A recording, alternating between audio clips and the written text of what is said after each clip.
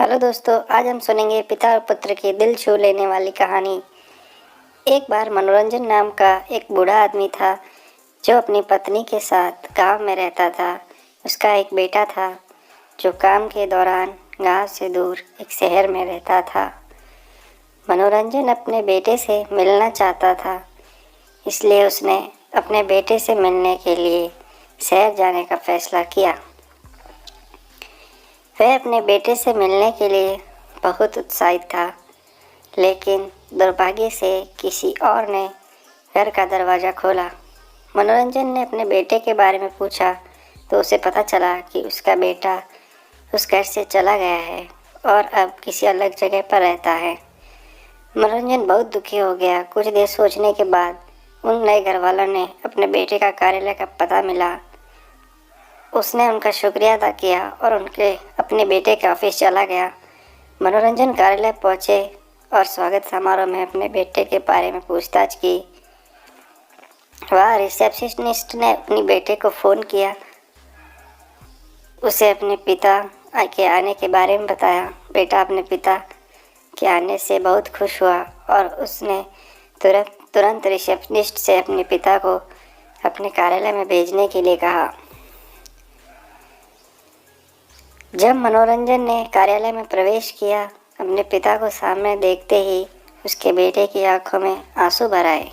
बेटा अपने पिता से कुछ देर तक बातचीत की और फिर मनोरंजन ने अपने बेटे से कहा, बेटा तुम्हारी माँ तुम्हें देखना चाहती है, क्या तुम मेरे साथ घर आ सकते हो? बेटे ने जवाब दिया, माफ़ करना पापा, मैं अभी घर नहीं आ सकता, मेरे पास बहुत काम है और अगर मैं भी चला गया तो इसे संभालना मुश्किल होगा। मनोरंजन मुस्कुराते हुए कहा, ठीक है, आप अपना काम कर सकते हैं, मैं शाम को गाँव के लिए निकलूँगा।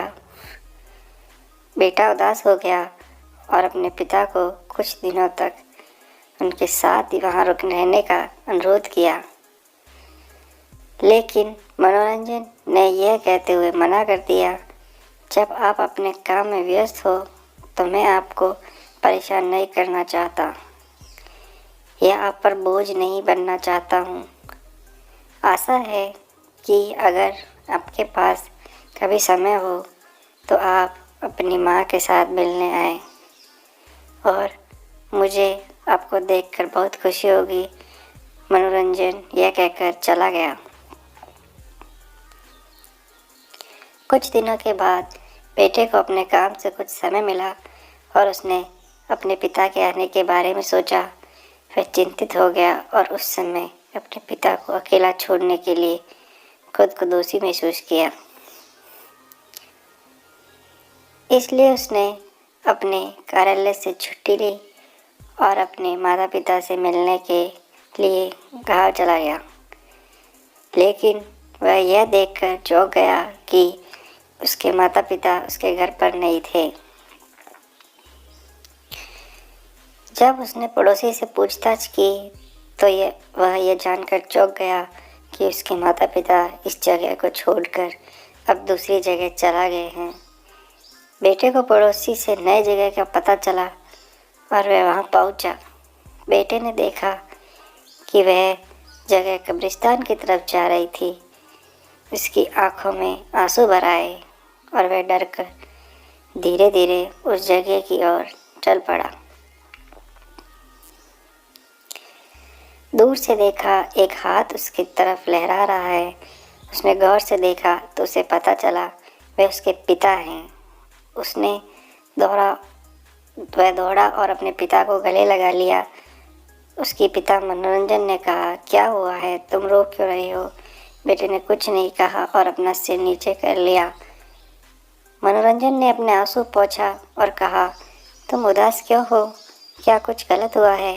बेटे ने जवाब दिया, नहीं पापा, बस मैंने कभी आपको इस हालत में देखने के बारे में नहीं सोचा।